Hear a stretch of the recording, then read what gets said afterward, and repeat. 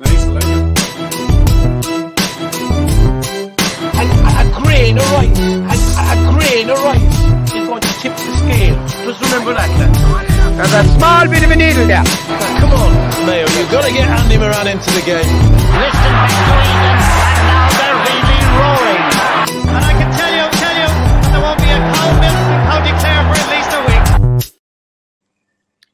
Hello everyone, you're very welcome to the Irish Examiner Gaelic Football Show. My name is Paul Rouse and I'm joined today by Oisin McConville, the former Armagh footballer, and by Joanne Cantwell, the former Dublin footballer and presenter of the Sunday Game. Joanne, we were talking here a few weeks ago. Oisín and Eamon Fitzmaurice were saying that they'd love to still be playing football, but they decided against pulling back on the boots. However, last year you came out of retirement to play club football. Why did you do that? Well, I do believe that what Oisín said was that he wouldn't physically be capable of because he's half dead. But that doesn't really make a difference. That's very true, actually. But he did say his skills were still different gravy, if you make coaching, by the way.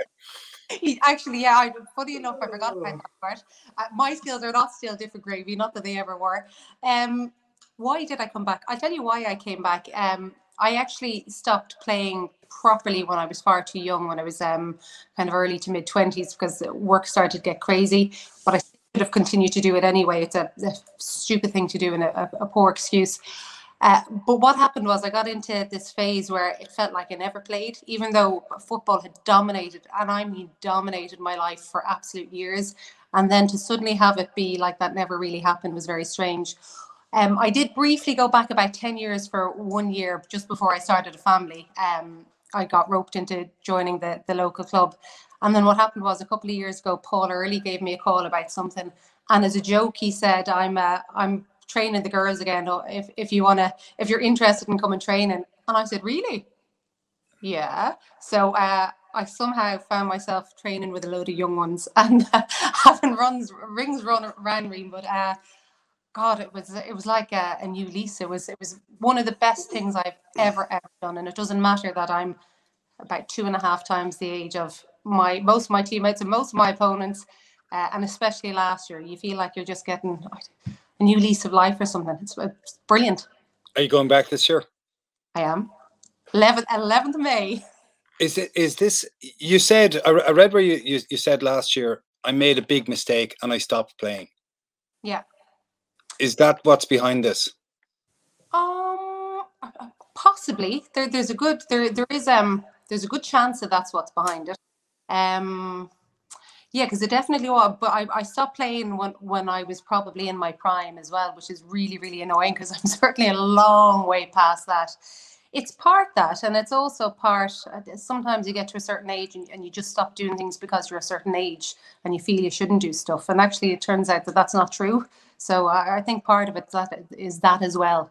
Wanted to see that I still do things, still get out there and train and kick a football. Physically, how do you feel after training or games? I love it. Now, obviously, we were Junior B last year in Kildare. I'm obviously not training at the sort of level that you would have been with Cross McGlenn, so it's different to that. No, but you still have to run around, you still have to tackle, and you still have to... Well, to be honest, I keep myself pretty fit. I do a lot of running the last couple of years, so every week I do a good bit of running and a few bits of other pieces. So I'd be terrified if I were to stop that for any length of time, that I would never ever be able to start again, and I'd certainly never get back into any condition. So I actually love the training sessions. And you know the way everybody was giving out about the Zoom sessions, we had Alva on our team was doing our HIIT on a Tuesday and our strength training on a Thursday over Zoom. It was one of the highlights of my week that Tuesday, the HIIT session. It was just brilliant. And we actually stopped last week and I was devastated. So, and that makes me sound like I'm one of these super fit people, which I absolutely am not. But I love doing it. So the body at the moment is fine. But you know, as you get older, when you were younger, it's the muscles that are hurting you after a session. But then when you get older, it's your bones. It makes you feel ancient. Were you well received? How were you received by the girls who you're playing with, the women you were playing with, and those you were playing against? You do have a very high profile job within Gaelic games. There's nobody on those pitches who wouldn't know who you are. Oh, you're wrong, actually. I think, really?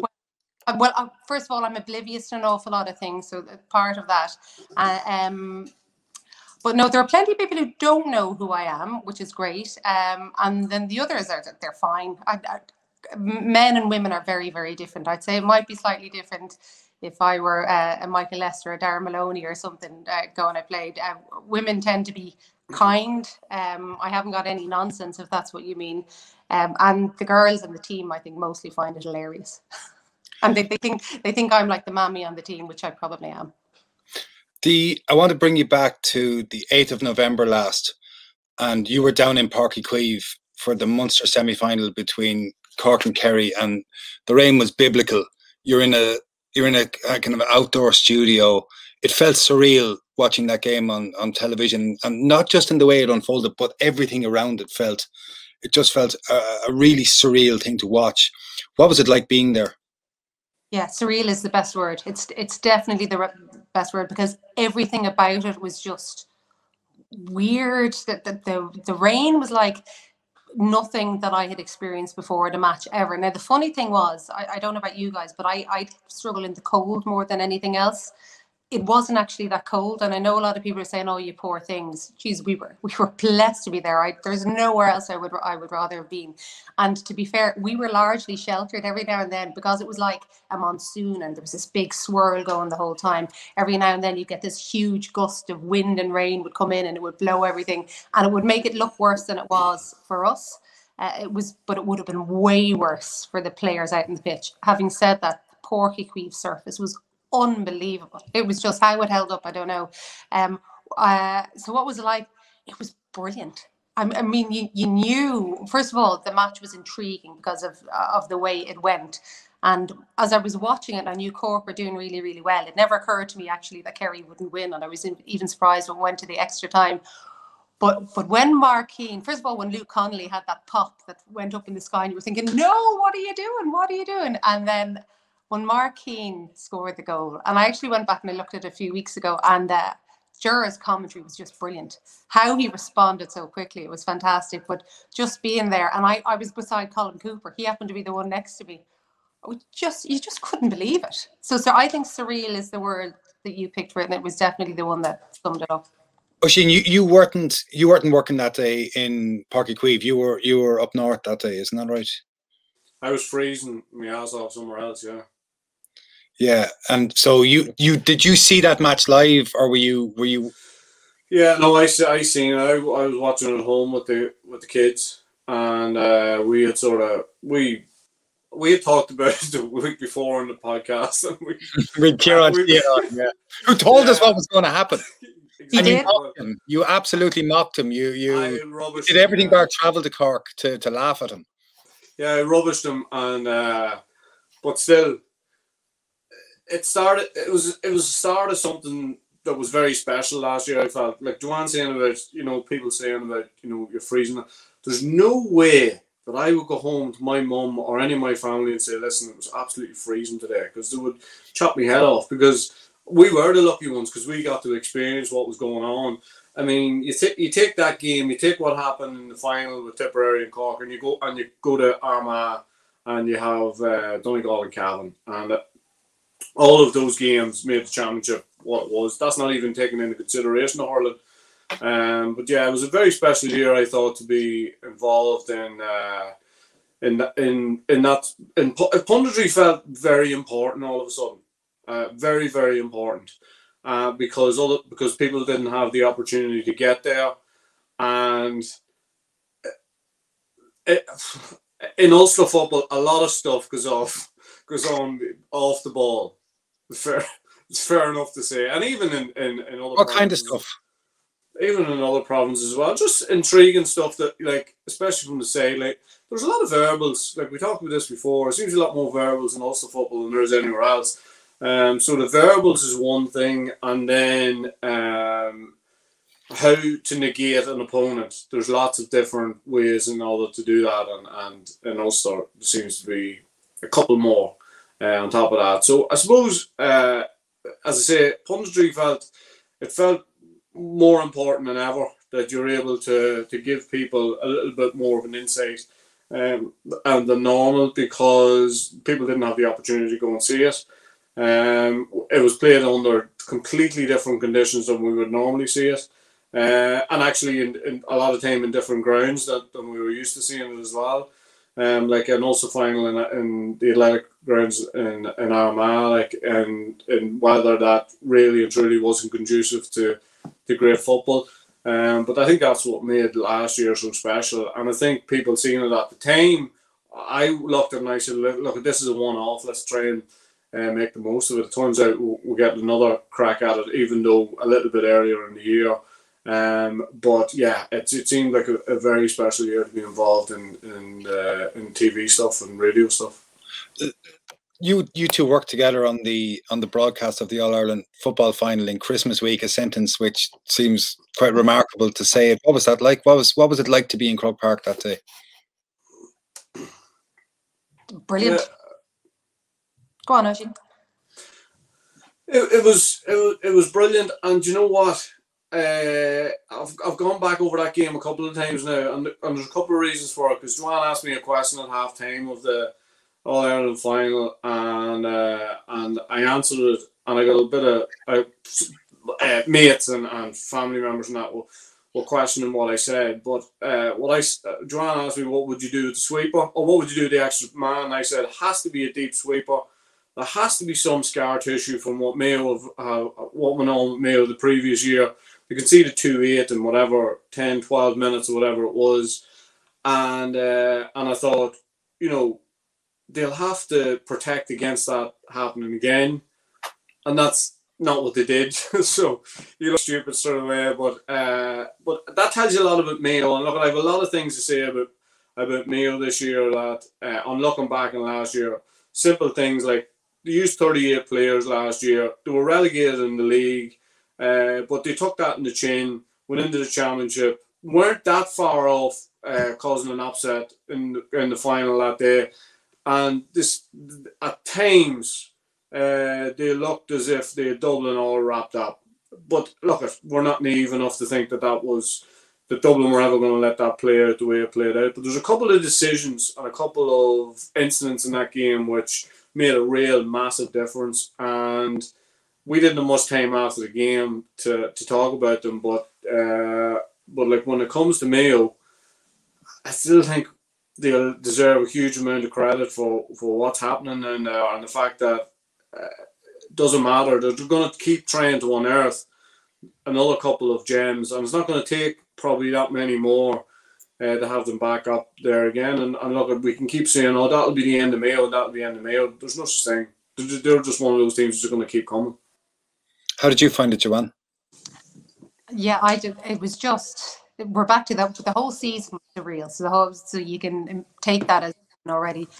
But you just felt, it was one of these things where you felt like you were part of something special, and you were so aware the whole time that you were lucky, and everybody there seemed to, no matter who they were, whether they were working on cameras or the keepers, everybody knew that they were so blessed to be there and that they were part of something different, something historical, something special. And it did, like I know what Oisín was saying earlier about it seemed more important. It more felt like there was more pressure on you, because these are things that are going to be remembered.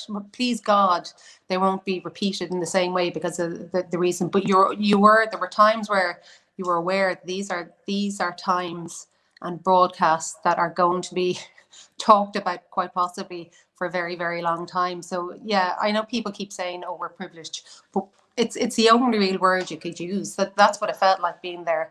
It was something different. It was an All-Ireland final. What was it, 6 days before Christmas Day? That's insanity. Like when you actually think about it, whoever would have thought that would happen? So that was it. Yeah, just lucky and part of something special. It was an intense time, Paul, because there was a lot of games. There was a lot of games coming thick and fast, and it didn't feel as if there was much of a breather between us. It went from, reviewing the game to previewing almost straight away. There was no time for, dissecting games majorly before you had to move on to the next one. And it was very, very intense. And like, I don't know about Joanne, but when I come home after the All-Ireland final, I sat there and went,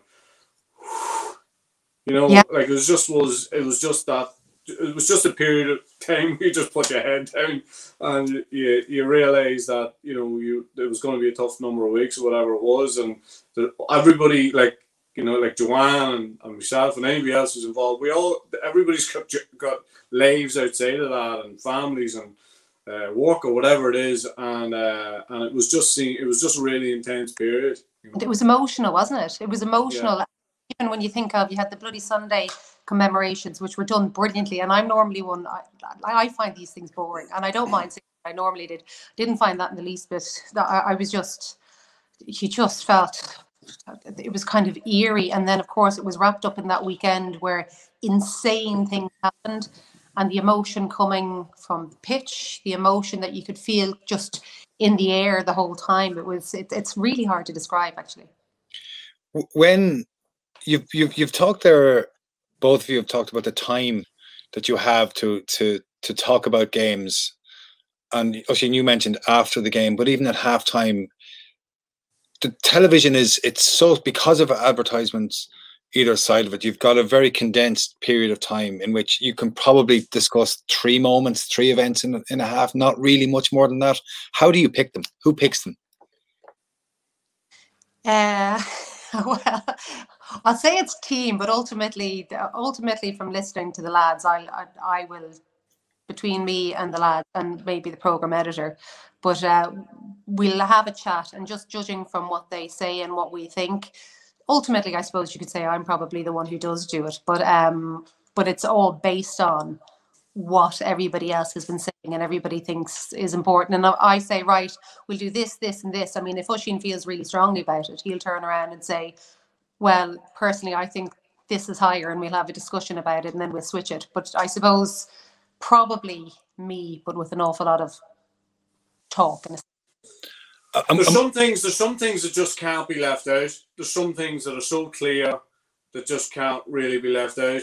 And honestly, I'll tell you this straight up. Some days you're fishing for stuff, looking for stuff. And other days you're going, how are we going to condense this into, you know, what we have? So it varies dramatically. But there's some days that there's just certain things that can't be left out. And there's big moments in the game that just can't be left out. And then otherwise, then I suppose, as Joanne says, it's a bit of a team effort with Joanne having the final say. But it's funny you should ask about that, because it's probably the greatest skill of broadcasting is trying to fit in what you want to say and what you want to discuss within the tiniest period of time, and having to be ruthless and say, yes, that's important, but if we want to talk about this properly, that's just not going to happen. So, you know, you have to prioritize where you're going, and you might decide one thing and the lads might start talking so well about something else, and it becomes something bigger that you on the spot have to decide, right, that other yoke is gone, let's stick with this. So yeah, that's the way it tends to go. It's different than the evening show or any evening show, like the live at halftime and what you choose to pair. It's an unfolding story. It's unwritten what's going to happen. Have you come out after a game and thought, oh, we're after missing something absolutely fundamental here in the first half? Have you come out afterwards and thought, okay, we've missed a trick here? Yeah. Regularly you come up. Well, I'd never be perfectly happy with everything. I'd always feel there's stuff we could have done more and we could have done better. But there are occasions where you go, and don't put me in the spot when they ask me for one, but there are times when I go, do you know what? I think we should have done that. Or maybe we stayed too long in this and we could have got in that. Or we might decide that if we have time, we'll stick in this incident, we'll talk about it. And then last minute we'll say, no, we won't, because the teams might come out. And then the teams end up staying longer in there and you're talking about another thing instead. And you're thinking, oh, we could have got that in. So yeah, always questioning and never feel like we've quite managed to get there. Oh, a nuance in the rule. For example, Cavan v Down last year in the championship, Conor Madden stepped off the field, stepped back on, was involved in the goal. I can't remember what I said after, but I basically was saying that, you know, it was fine, and all of a sudden 3 referees, he stepped off the pitch, which is something I wasn't even looking at, to be honest. I was just looking at the incident and was there a foul involved. So little nuances in the in the rules that maybe you miss out on. I find them particularly annoying because I hate referees getting one over me. Fucking hate it. You're doing that on the spot. You were co-com that day. I'm a terror for if there's something like that and it's up in there, I'm on the phone and I'm ringing, and I won't say who, but he's probably going, oh God, here she is again. So I'm on the phone saying, what is the exact rule? And I won't ask them. They know what I'm asking about, but I say, what's the rule in relation to if a player does X, Y, or Z? And they say, that's not what he did, because they know what. But no, I'll be, the phone is out. Try to get everything exact, because I want the exact. You need to know what the exact rule is, because you can turn around and say one thing, and actually what the rule book says is not what most people think it says. That happens quite often. You'd be amazed how often the rule book says something different to what you all your life has believed to be the rule, and most people around you do as well. And it gets tweaked, Paul. That gets tweaked more than you would believe. And there's another tweak in this time around. I just got the rules the other day, and there's a tweak around an offence in the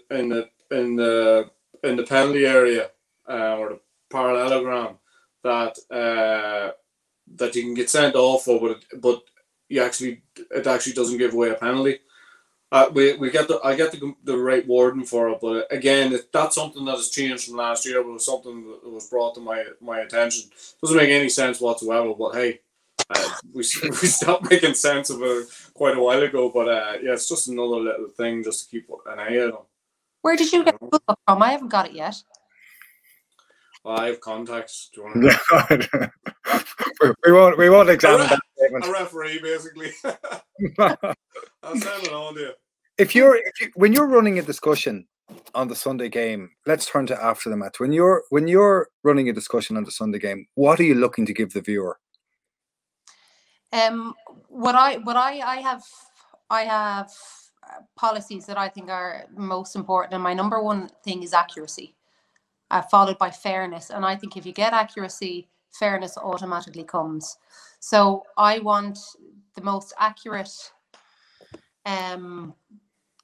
description and analysis of the game and of everything that's going on that we can possibly get. And if everything is as accurate as you can be, then ultimately you are fair on everybody involved. And you have to add that is particularly important when you're dealing with an amateur sport. But I still think it should be the same even if they're professionals, but it's particularly important when you're talking about amateurs as well. So ultimately, accuracy and fairness, you can't beat that. After that, obviously, entertainment comes into it and all that, and proper analysis. But the most important thing is just to get things right.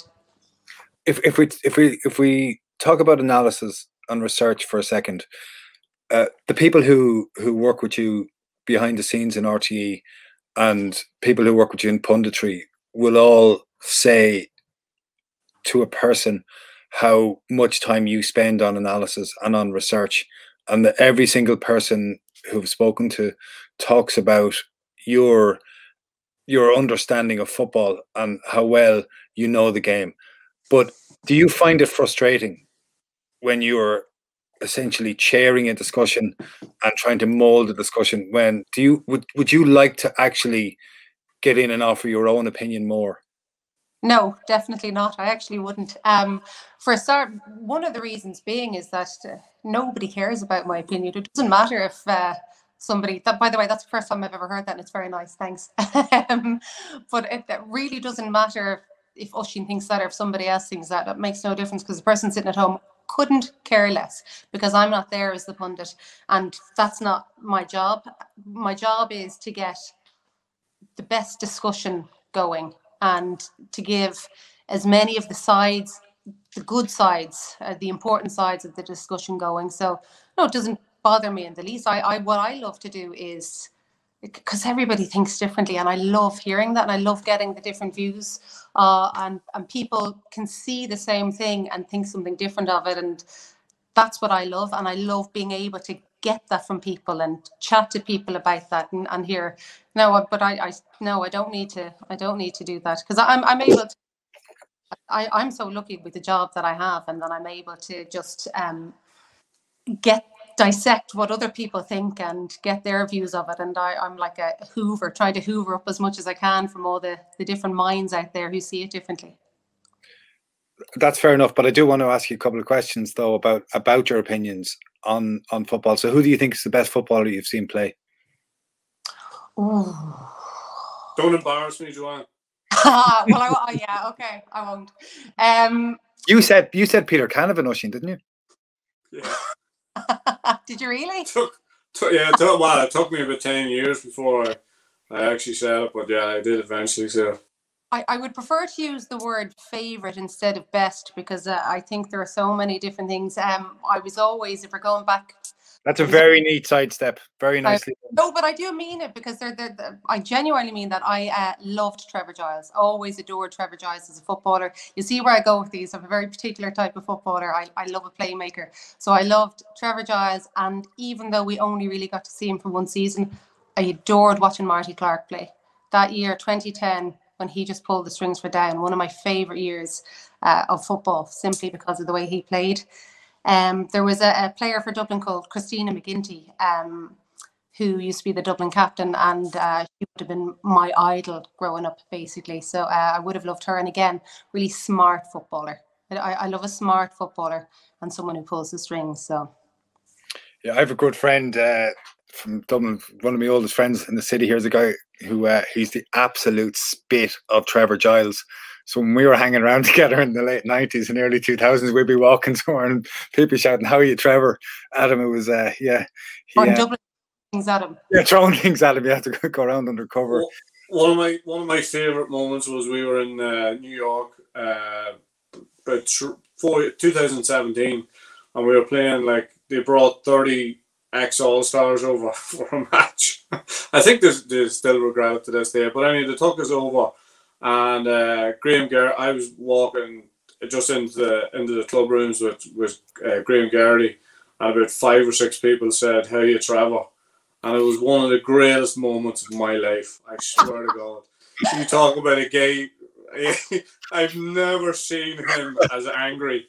Not even when the Aussies were at him was he as angry as what he was. He was so deflated walking in, and I've called him Trevor since. Yeah. Did you put them up to it? What? I wish I had the brains to do that. Story. Brilliant. Can I ask? I want to ask one more question about pundits before we move on. How do you feel about pundits from the counties who are playing being on screen with you? Yeah, I know a lot of people have issues with this. I don't, as long as you have one. I also don't mind if they're biased, because of course they're biased. They're supposed to be giving you that sort of view from the camp.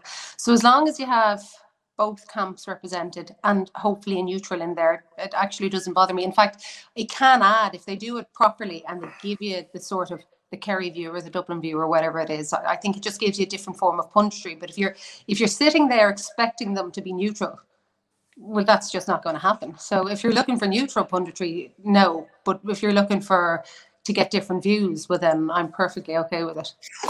Do you look at other presenters on other stations and in other sports in other countries, whatever? Do you look at them and how they do their job? I probably do without even realising it. Yeah, I suppose I do, but not in a sort of sit down and say I'm going to see how he or she does it.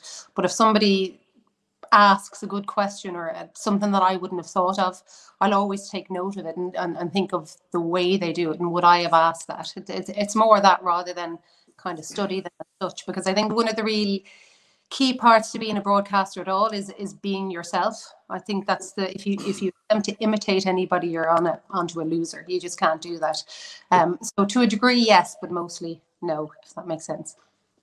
I had a conversation with Joe Malloy from Off the Ball and Dave McIntyre, commentator, recently, and it was in the context of words that were used. He clearly was upset after we used it. The golfer Justin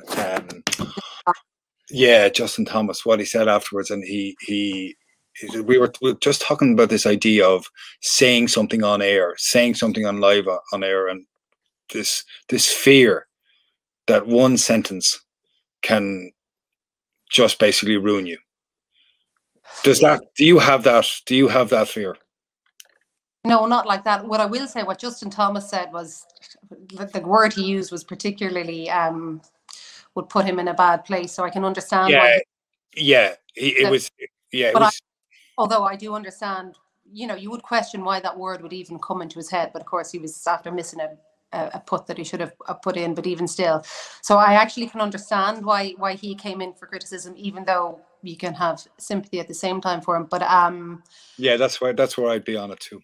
Yeah, but not while I'm on air, because when you're on air, you're in the thick of it, and it doesn't even come into your head. But there are times you think, I suppose it is possible that you could say something, and especially me, because I'm terrible. If something comes into my head, why wouldn't you say it? I remember my sister saying one time, you know, just because you think it, you don't actually have to. So yeah, but not when I'm on air, and I wouldn't. That's one of the few things I wouldn't overthink. But it is obviously possible. Oisín. I've never ever thought about that until you said it right there now.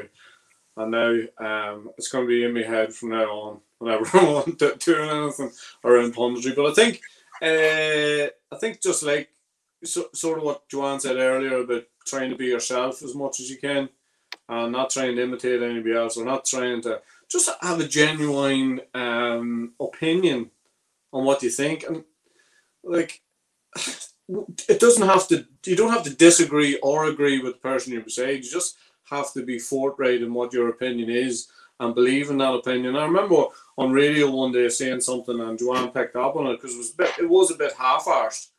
I can't remember exactly what it was. But I'm actually a small bit shocked at that. But it was half-arsed, right?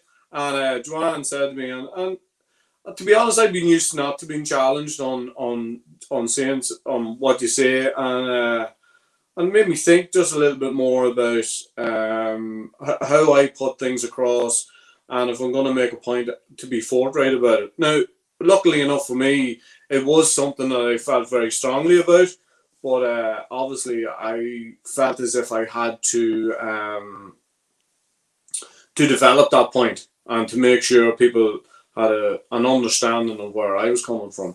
But I suppose that's the biggest thing for me. The biggest thing is to be forthright with my opinions, and the important thing is that your opinions are your own, because if they're not coming from there, then that's when you will be called out, or you will be found wanting. Do you ever go away and think, do you know what, I was actually totally wrong there on that? And I don't mean about a prediction, or I don't mean about trying to forecast something. I mean actually just an opinion that you just go away and you think about it more. You're asked something in the spur of the moment, or you offer an opinion in good faith, and then you walk away from it and you just go, oh, I was actually wrong there. Yeah, I would definitely change my mind on things, but I've never thought afterwards that I was wrong in saying what I said. But I would look back on things and think, like, for example, just that example I gave earlier after the All-Ireland final, like, why wouldn't Mayo? Like, Mayo are known for going after Dublin. They're known for going after games, for attacking games, for pushing up and all that sort of thing. And yet there I was saying that they should sit back. But that was just the way I felt at the time, because I thought, there's bound to be, as I say, some scarring from what had gone on 12 months previously. So that's just an example. You sort of change your mind around it, but at the same time, usually when it's like a manager thinking about making a switch. You make a switch in good faith, and sometimes it'll work and sometimes it doesn't. Sometimes you're a genius, sometimes you're not. So sort of look at it like that.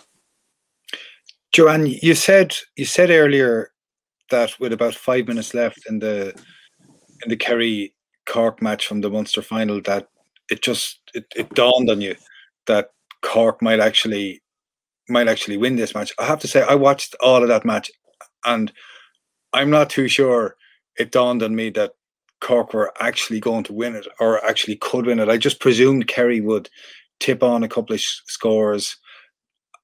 Even if the ball was dropping into the square, I think it's at that point that it finally struck me that actually Cork might just win this match, and Mark Keane scored. Did you get a sense, did either of you get a sense, watching the All-Ireland final, that you would reach that point with Mayo? Did either of you ever think Mayo were going to win that match? No, I didn't. I'm still trying to come to terms with the fact that Oisín is kind of second guessing himself after what he said at halftime. I think still to this day, I think it makes sense, the idea of putting a sweeper back there just for those first few minutes, even if it does go against the James Horan policy. But no, I confess now, I never did. Even when they looked really, really good, it never felt to me like they were going to pull away at any stage. Oisín? Yeah, no, I was always doubtful about it. And that's the way, that's Dublin. Like when I talk about Mayo being scarred, I'm scarred. Dublin have scarred me over the last 6 years. That you just feel as if they'll always find a way. And you know what? One of the biggest things, Paul, I just noticed from last year, and probably even going back 2 years now, they're not getting what they got scores-wise off the bench, but they're still finding a way to do it. And the guys who are coming on are in different positions, and the guys who are coming on aren't necessarily making an impact around in the forward line, but they are making an impact as far as primary possession and all, shutting somebody down, all that sort of thing. So no, I never really was convinced that Mayo was going to win. Isn't that really interesting from a broadcasting point of view? Because if you're broadcasting a Leinster football semi-final or final, and you feel that Dublin are going to win, and the chances are, and the evidence is really clear, it's a 16, 17, 18, 19 point average winning margin across the last number of years. How do you convey a sense of excitement about a game or a sense of interest about the game when you know all the evidence is stacked in a different direction? Well, I think this comes back to what I was saying about accuracy and fairness earlier on. It's not our job to pretend that something that's not exciting is exciting. And people sitting at home, I think there's few things they hate more than people pretending they've just watched something that means something that it doesn't. So that doesn't even come into it. What you do then is you look for what the story actually is out of the game. So obviously there's only so many times you can talk about Dublin's dominance and the issues with Dublin and all that sort of thing. So what you have to do is find out what is there outside of the fact that Dublin have hammered a team in Leinster once again. And depending on the match and depending on what's happened, that's going to be something different. But I would hope I would never pretend something is exciting when it definitely hasn't been. You said excitement there, and excited. Are you guys excited by the National Football League side, by the Allianz League starting? Are you excited by that idea? Excited by anything starting again. I think everybody is. I think we're all, I would imagine everybody's excited to see what teams are at. Obviously it's been 5 months since they had any sort of a match, because obviously they haven't had challenge matches at all. And there are, if you look even back to last year, there's certain things I'm excited about. I'm excited about seeing what Galway have. We've been talking about Mayo plenty, but we forget that Galway were beaten by 1 point by Mayo. I think people forget that. And if Owen McLaughlin hadn't dragged down Sean Kelly in the last minute, Galway could have been Connacht's champions, despite not having played particularly well. And that was their only championship match that they had, because obviously Sligo couldn't play. And judging anybody on last year, I think, is, apart from the teams perhaps that progressed several matches in, you can't. With what happened with COVID, you just can't judge them. So if you just even think back and don't dismiss this time last year in the league, when Galway, the type of football they were playing and how they were flying it, the idea that Pádraig Joyce would bin that and think, okay, we have to change approach, seems highly unlikely given his personality. So I'm really excited to see what they bring. Obviously Tyrone with their new management team, and Conor McKenna, we're going to see a full season of Conor McKenna, and he in a couple of games, just I can't get over the impact he made immediately. So we're going to hopefully see a full season of him, at least a full half league of him, and then whatever they manage to do in the championship. And excited to see what Kerry have as well. And if they're going to continue, they obviously decided that they had to do something, change the way they play if they're going to really, really progress.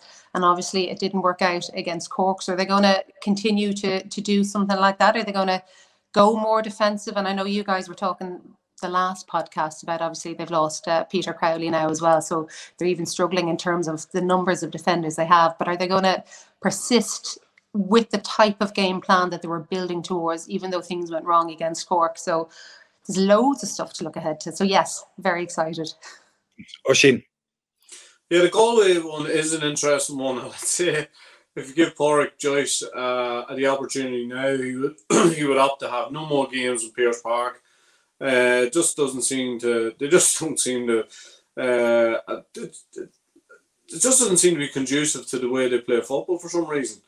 Even Tuam, which again you would think, for a Galway team, top of the ground sort of type team, you would think, that's not a place from it, but it seemed to actually play better there and then away from home. So I think they are a very interesting conundrum this year, and depending on just how much work they've been able to get in between now and then, I feel a little bit for the 4 teams in Division 1 from Ulster, because they're probably sick of the sight of each other at this stage, and the people are talking about a mini Ulster Championship, and it's probably going to come down to I think, nobody knows what sort of bounce Tyrone's going to get, but it probably comes down to Monaghan and Armagh in a dogfight to try and stay in that division.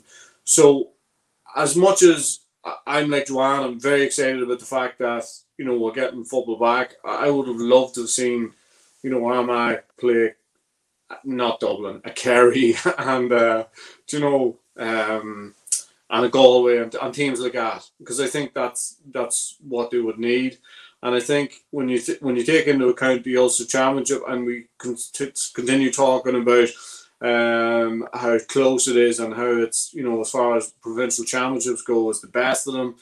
It's the best of a bad lot, I suppose. But when I think about the quality of it that has come out over the last couple of years, that's in question again, I think. And it depends now how Donegal will progress. I'm not going to start in Donegal again because it'd be unfair of me, but the squad that they have, the players they've brought through, they're not making the most of them players, and this is a massive year for them. Massive year for not only from league football, Paul, but can they get out of that side of the draw in Ulster, because they have to be hurting big time for what has happened in the last 3 years. Again, I know I'm going over old ground now, but just Galway, Donegal, and then what sort of bounce Tyrone will get. And you know what? Monaghan probably good bit of bad press maybe last year. Banty, got a hell of a lot of stick about how the House of Cards come down against Cavan, but they still have a lot of good players. They still have a very good underage system, and they've breathed a good bit of new blood into that squad, and so there's I'm after naming 4 teams, 3 of them from Ulster, and you know what I mean. It's a bit cutthroat up here because only obviously one of them can go ahead and progress. But I'd just be worried about the quality. Do you know what I mean? It will be a tight, tense Ulster Championship, same way as it always is, but just the quality whenever we actually get out of Ulster. Can we realistically put up a challenge at this stage? And Donegal are best placed as far as players are concerned, but mindset at this stage, I'm just not sure where they're at. Yeah, for people who haven't followed it, the structure of the league this year is there are 4 divisions again, 8 teams in the first 3 divisions, 7 in the third, because London are not involved, and of course Kilkenny don't field a football team in the league. In Division 1, across all the divisions, there's a north section and a south section, and it's Division 1 sees Tyrone, Donegal, Monaghan and Armagh playing off against each other, and Kerry, Galway, Roscommon and Dublin on the other side. But it actually means that both Monaghan and Armagh, if they finish bottom of that section, could be relegated, because they go and play the bottom 2 teams in the other section, or whoever finishes bottom there. You lose those 2 games and you're done. And it is quite tight in that. Mayo in Division 2. Do you think that actually going to Division 2 might help Mayo? Well, I think that I don't think they care, actually, because Mayo just doesn't seem to make any difference. And Division 2 has been strong, obviously, the last few years as well, but it seems to matter not a jot at Mayo in the league. Sometimes they're absolutely atrocious in the league and they just sneak in at the end. So I honestly think it doesn't make a blind bit of difference. for them. I want to skip to Division 4. Oisín, you've been waiting for this. I know you've friends and acquaintances taking teams around Division 4. Talk us through Division 4. First day out, Louth v Antrim. Let's just start with Louth v Antrim. I think it might again, it might be an overall ground, but I was taking a lot of those Louth lads. I've been coaching DKT for 10 years now, and anytime I've ever mentioned Louth, any of those Louth players, they never seem that fussed on whether they played for Louth or not. Puzzle, I guess, I had none of them ringing me asking me why they weren't making the Louth panel, and I had a lot of phone calls this year wondering why, you know, they weren't getting shout and all those sort of things. So that tells me one thing, that he has the best players available to him. They're all in there, and that's really hard. Yeah, and there's definitely is a renewed hope around. I think there's an obvious ceiling for the likes of Louth, but I think, you know, from the players that they have, the personnel that they have, they really should be getting out of Division 4, to be honest. I just think, like, when you look at Louth and you look at Antrim, they're trying. They're definitely trying to do the right things. They're putting the money where their mouth is as far as structures and all those things. And it's not just the structures at the top. You know, this thing of, let's bring in a high-profile manager and we'll, like, you know, they've got a direction there, and they're going to follow that. And on top of that, they've brought in high-profile managers. Now, if that was a standalone thing, then I'd be really worried about it. But it's not a standalone thing. There's been a review of football in both Louth and Antrim, and there'll be a hell of a lot of work gone in there. I think Sligo's another interesting one. I think Tony Mack, he again, I don't think he has all of the players he wants to have, but I think he has the majority of them. And I think what you're going to see, that when people watch Sligo, I think you'll see a different approach than we've seen from Sligo in some time, and maybe an approach that we haven't seen from that many teams, as far as how direct they'll be. I hope I'm not giving away too much, but how direct they'll be. And so I think for me, that makes Division 4 alone, just even because of those three teams, really, really intriguing. But, like, you know, you skip past Offaly. I mean, like, realistically, Offaly are the next Dublin / Limerick with all the money they have now. So that's actually outrageous. That is an absolutely outrageous slur. What's outrageous about it? Have you not got a pile of money now? I mean, I'm not too sure where to start with this. Shane Lowry, for those of you who don't know, has come on board as a sponsor patron of Offaly GAA. He is, I think the money that he has given is important in helping grassroots, etc. But it's more than that as well. It's his bringing his financial and commercial acumen to what's happening in terms of the raising of funds for investment in the underage game. And it's what you said about Louth and Antrim.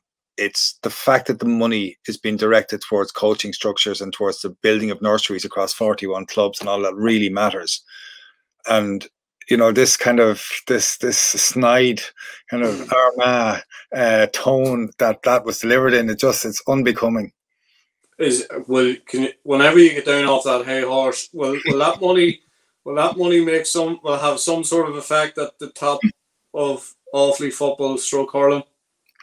I think there's a longer term project here for Offaly football. I think there are a lot of players coming through at under 15 and under 17 now, but I think it's going to take time. I do think it's going to take time. But you now have the financial clout to go in the right direction. Is that be fair? I'm astonished that you would go down this route. Why would you be astonished? Although I did laugh when Shane Lowry was keen to point out that he didn't have the same sort of cash to be pumping into JP McManus. Yeah, I suppose if that's the bar you're setting it really high. You see all the Offaly boys now, right? Every tour gig he plays in now, all the majors.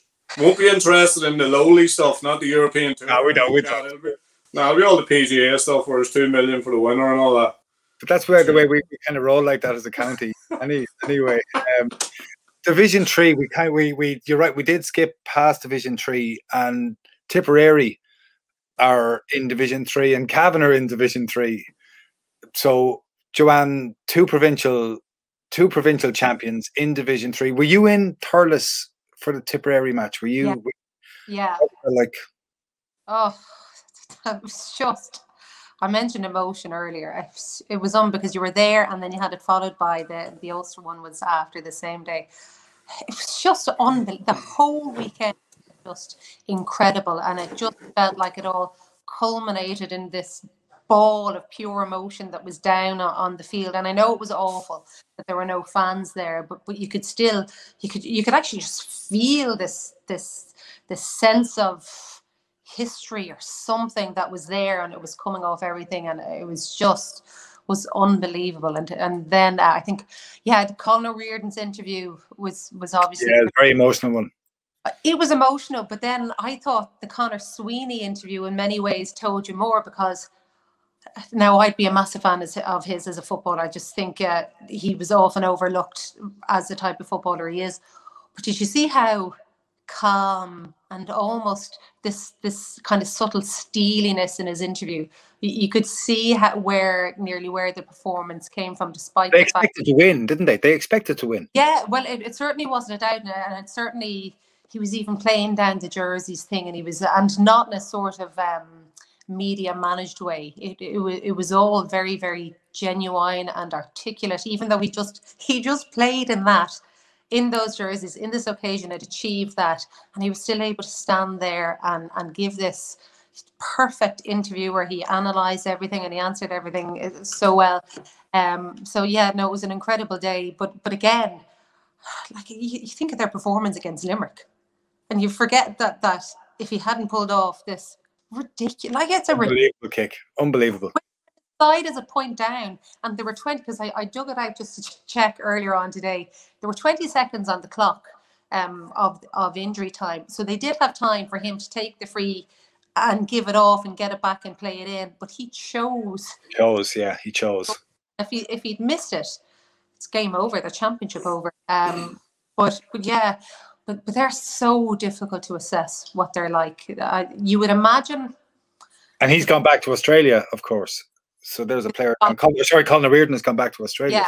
And do we know if Michael Quinlivan, I presume, is still hanging about, which would be something, because obviously he wasn't due to be there last year.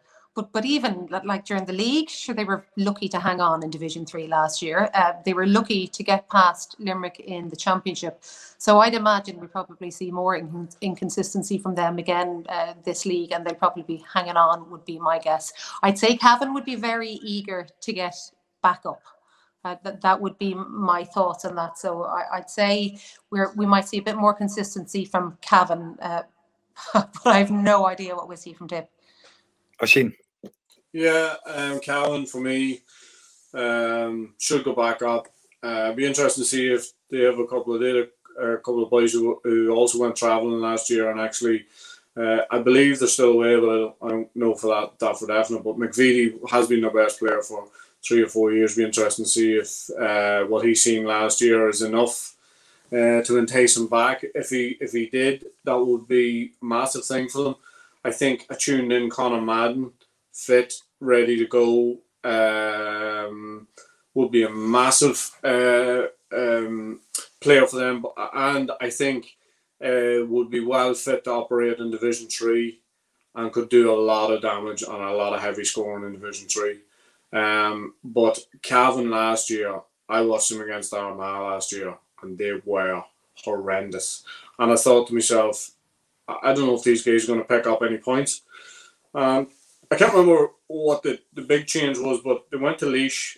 I'm not sure what the game straight after Armagh was, but they went to Laois in the third game and beat Laois down there, and started to sit up and take notices. And then I like their two. I like Smith as a wing back. I think one of for me, one of the players of the Ulster Championship last year. Again, maybe didn't just get as much of the limelight as some of the guys. But I just think that Mickey Graham's a very shrewd manager. They're very well set up. And I think they'll come out of Division 3. And like Joanne with Tipperary, I haven't a clue. I haven't a clue what Tipperary are going to have to offer this year. But if they have any designs on going any further, like you think that every team needs to hit the ground running. That's the thing. You know what I mean? They all need to, and they've only had 4 weeks proper preparation. Most of them, anyway. Most of them, and you would think that I suppose at this stage that that would be important to Dave Power and them boys to get out of that division. You know what I mean? Just to play at that little bit of a higher level. And I think Mayo just bounced back straight up into Division 1. I know you didn't ask me about that, but I think they'll step back up into Division 1. And can Cork continue getting out of Division 2? They've gone from 3 to 2 last year. Can they go from 2 to 1? I think they can. I think it's going to be really tough. Like last year, Division 2 and Division 3 actually really, really tight. Cork are certainly capable of it. I mean, you can't just put it all down to a poor Kerry day and bad weather. They obviously have something there, and they have a very determined manager, as we saw, eager to get them back in action very early. They have good players, and they have a good management team. I think they're capable of it. It's really, really tight. I'm dying to see what Meath have to offer as well, because obviously they had some very good days last year, and then they had an absolutely horrendous day, but they wouldn't be the only ones who've suffered that sort of fate against Dublin. So I think Division 2 is again going to be really, really close. So let's go through it really quickly. We'll call this out. Who's going to win the league? Just give me a name. Oh, who's going to win? Kerry. Kerry. Dublin. Okay. And who'll be relegated? Roscommon and Monaghan. I'm going to go Monaghan or Ma. Sorry. Yeah, I think it'll. I think it'll be Roscommon and Armagh. Mayo. Who'll win Division 2, or which two will go up in Division 2? It's Mayo, Down, Meath, Westmeath, Cork, Kildare, Clare, and Laois. I'll go Mayo, Cork. I'll see Cork edge out Meath. I'll go Mayo, Meath. Yeah, I think I'll go Mayo, Cork as well. And who'll be relegated? Call them out again for me, sorry. Meath, Westmeath, Clare, Laois, Cork, Kildare, Mayo, and Down. Clare and Down for me. Clare and Down. I'll go Clare. You go what? Sorry, Joanne? Kildare, Laois. Kildare and Laois. Okay, wow. Division 3, Longford, Derry, Fermanagh, Cavan, Limerick, Tip, Offaly, and Wicklow. Who's going up and who's going down? You were saying Cavan and Tip earlier. You stick with Cavan and Tip? I probably will go Cavan Tip, yeah. I'll go Cavan and Offaly. Yeah, I go Cavan and Offaly actually as well. Division 2. Louth, Antrim, Sligo, Leitrim, Waterford, Carlow, and Wexford. I'll go Louth, Sligo. Yeah. Joanne? Yeah, Louth, Sligo, but I'm interested in the fact that Enda McGinley took over Antrim, and he's very, very ambitious. Like Enda doesn't do things if he doesn't think he's going to win. So I'll go Louth, Sligo, but it wouldn't surprise me if Antrim got in there. Yeah, I'm going to go Antrim. I think Antrim will win that division, and I think it'll be Louth with him. We didn't do relegation from Division 3, so it's Longford, Derry, Fermanagh, Cavan, Limerick, Tipperary, Offaly, and Wicklow. I keep a score on these, by the way, Joanne, for the year. Oh God, I'll go Longford, Wicklow. I'll go Longford, Limerick. Longford, Limerick. Yeah, I think Limerick aren't too bad. Yeah, it's me though. Yeah.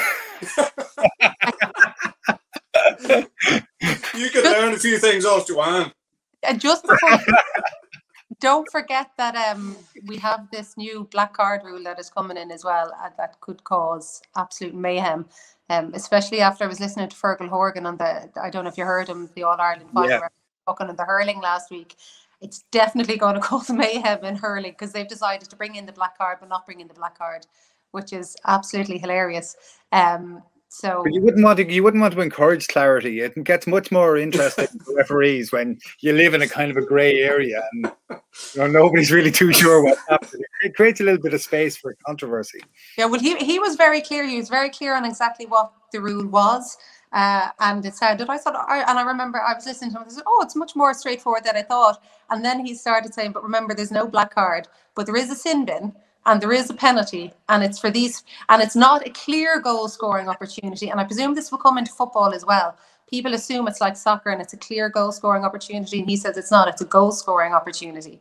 And it's also only for specific fouls. So that's why I'm dying to see that rule book, Oisín, because I thought it was any goal scoring opportunity, but it's only a goal scoring opportunity under what's essentially the same as the current black card rules are. So, and it's all in the referee's interpretation. Exactly, which he was very keen to point out as well. So here we go. All we need to do is throw a TMO in the mix there, and we're absolutely away with endless fun. I'd like to say thank you, Joanne, for coming on. Hopefully we'll see you again on the show later in the year. Thanks a million, Oisín. Thanks to Larry, to Raf Rocket, to Tony Lean, and everyone at the Examiner for making it happen. See you all soon. Bye-bye. A grain of rice, a grain of rice is going to tip the scale. Just remember that, lads. There's a small bit of a needle there. Come on, Mayo, you've got to get Andy Moran into the game. Listen between them, and now they're really roaring.